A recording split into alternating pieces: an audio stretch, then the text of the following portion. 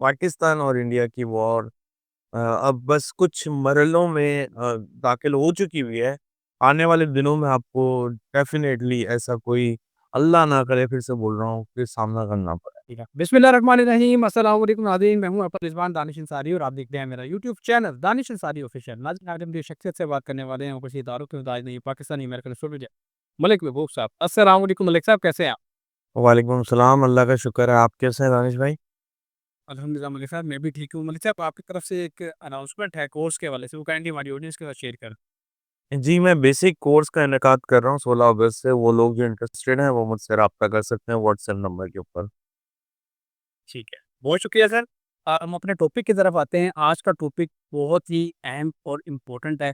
वो टॉपिक ये है कि इंडिया ने पाकिस्तान और अफ़गानिस्तान बॉर्डर पे पाकिस्तान फ़ोर्स पर हमला कर दिया है, जिसके नतीजे में पाकिस्तान को भी नुकसान हुआ है। पाकिस्तान आर्मी के जो जवान हैं, वो ज़ख्मी हुए हैं। लेकिन एक अच्छी खबर ये है कि पाकिस्तान की जवाबी कार्रवाई में 1 दर्जन से ज़ायद इंडियन ख़वारिज जो हैं, वो हलाक हो गए।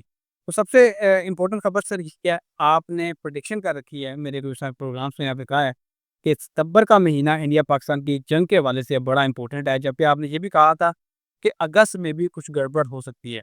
आप हालात किस तरफ जाते देख रहे हैं?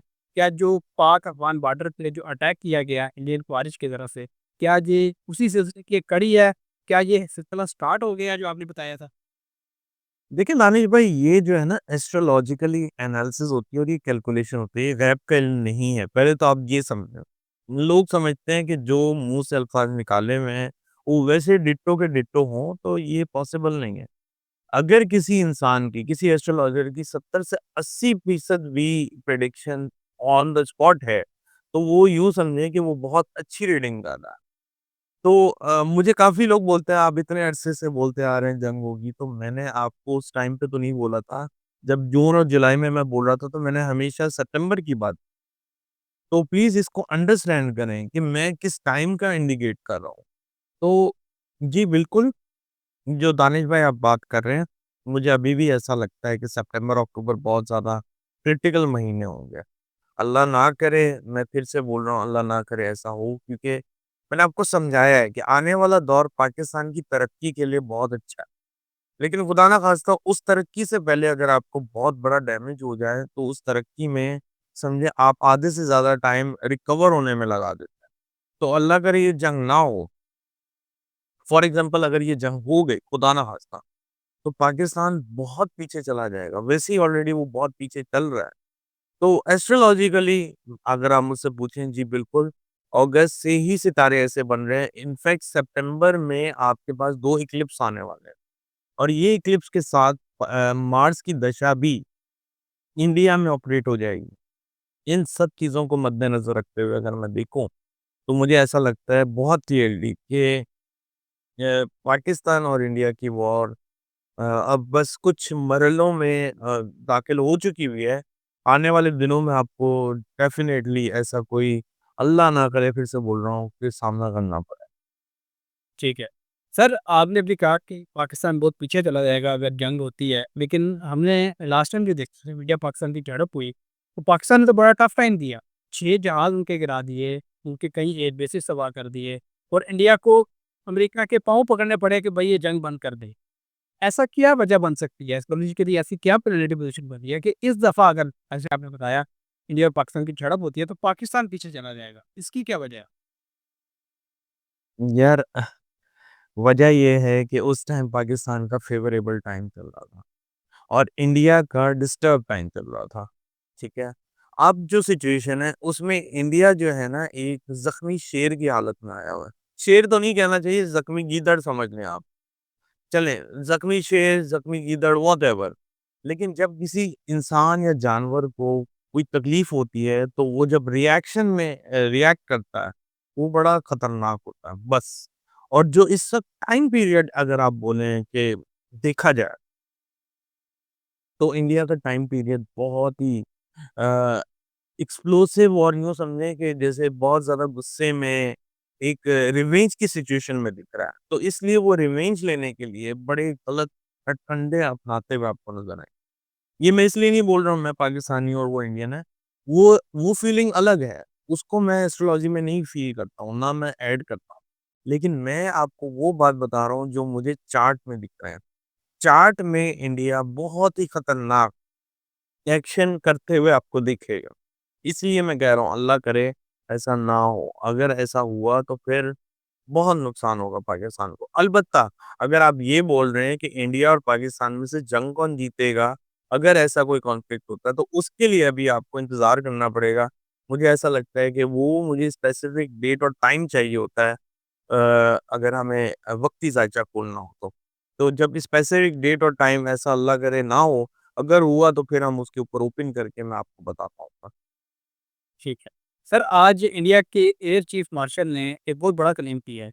उन्होंने कहा है कि हमने पाकिस्तान के 5 त्यारे गिराए लास्ट जंग में, जो आज से 2 महीने पहले हुई, और इसके अलावा एक बड़ा त्यारा भी हमने गिराया है।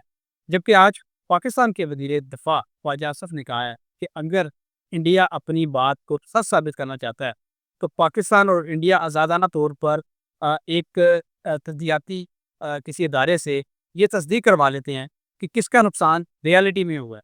ज़ाहिर है वो काउंट कर लेंगे कि इतने त्यारे पाकिस्तान के पास हैं, इतने इंडिया के पास हैं, पहले कितने थे, उनको मैच कर लेंगे तो पता लग जाएगा। मेरा आपसे ये सवाल है कि क्या इंडिया इस बात पे राज़ी होगा कि वो अपने त्यारे गिनवा दे? क्योंकि अगर वो गिनवा देता है और अगर तो जहाज़ पूरे होते हैं, तो पूरी दुनिया में इंडिया की वाह-वाह हो जाएगी। और पाकिस्तान अगर गिनवा देता है, तो पाकिस्तान के भी पूरे होते हैं, तो पाकिस्तान की भी वाह-वाह हो जाएगी कि दोनों तरफ से किसी का नुकसान नहीं हुआ। लेकिन अगर दोनों तरफ से कोई एक मुल्क भी अपने जहाज़ गिनवाता है और वो पूरे नहीं होते, तो सारी दुनिया में जो है एक तरकंदी सी मच जाएगी कि इस मुल्क का नुकसान हुआ और वो मुल्क को बहुत ज़्यादा इकोनॉमिकली भी और अखलाकी तौर पे भी नुकसान होगा। तो आपको क्या दिख रहा है आइंदा आने वाले दिनों में, क्या इंडिया और पाकिस्तान कोई इसी आज़ाद अदारे से अपने जहाज़ों की तस्दीक करवाएँगे? सर ऐसा मुझे कुछ भी नहीं दिखता। वो इसलिए क्योंकि इंडिया में ऑलरेडी बहुत कॉन्फ्लिक्ट है और वो ऐसा करके मज़ीद अपने लिए नई महाज़ नहीं खोलेंगे। मुझे लगता है कि वो ऑलरेडी एक प्रॉब्लम में हैं और इंटरनल पॉलिटिक्स आपको मज़ीद डिस्टर्ब होती हुई इंडिया में नज़र आने वाली है। तो इंटरनल पॉलिटिक्स, वहाँ की अवाम, प्रोटेस्ट और ये खुदा ना खास्ता जंग, ये 4-5 चीज़ें आपको एक साथ इंडिया में नज़र आने वाली। तो यही मैं आपको अर्ज़ कर रहा हूँ कि फ़िलहाल तो मुझे ऐसा नहीं लगता कि वो इदारे के पास जाके अपना जो है स्क्रूटनी करवाएँगे कि हमारे कितने प्लेन गिरे हैं, नहीं गिरे। फ़िलहाल जो मुझे दिखता है वो यही है कि for the time being India के अंदर बहुत प्रॉब्लमैटिक इश्यूज़ चल रहे हैं और इसके अलावा नरेंद्र मोदी का चार्ट मैंने आपको पहले भी बोला है, वो भी आपको 2-3 महीने के लिए काफ़ी कॉन्फ्लिक्ट में नज़र आएँगे। ठीक है। सर, एक और चीज़ जानना चाहूँगा, वो लास्ट क्वेश्चन है मेरा। डोनाल्ड ट्रंप ने अज़रबैजान और अर्मीनिया के दरमियान जो एक तवील अरसे से जंग चल रही थी, उसको ख़त्म करवा दिया है, सुलह करवा दिया है दोनों ममालिक की। इससे पहले उन्होंने इंडिया और पाकिस्तान से सुलह करवाई। इसके अलावा उन्होंने गज़ा और इसराइल के दरमियान जो मामला चल रहे हैं, उसको रिज़ॉल्व करने की भी कोशिश की। हालाँकि उसमें उन्हें कोई रिज़ल्ट नहीं मिले। जहाँ इस साल को 2025 को जंगों का साल कहा गया, वहीं पे हमने देखा कि ये जंगबंदी का साल भी रहा। आप क्या देख रहे हैं कि आइंदा आने वाले 5 माह में, जो बाकी इस साल के रह गए हैं, क्या मज़ीद जो जंगें चल रही हैं रूस और यूक्रेन के दरमियान, इंडिया-पाकिस्तान के दरमियान अगर मामला ख़राब होते हैं, क्या इसी साल जंग बत्ती भी हो जाएगी तमाम ममालिक के दरमियान, या ये मामला आगे अगले साल तक जाएँगे? देखें सर, कोई भी चीज़ का स्टार्ट होता है तो सबसे पहले छोटे-छोटे जो है इशारे मिलने शुरू होते हैं। मैंने आपको पहले भी कहा है 2027 जो साल है, वो साल है वर्ल्ड वॉर 3 का।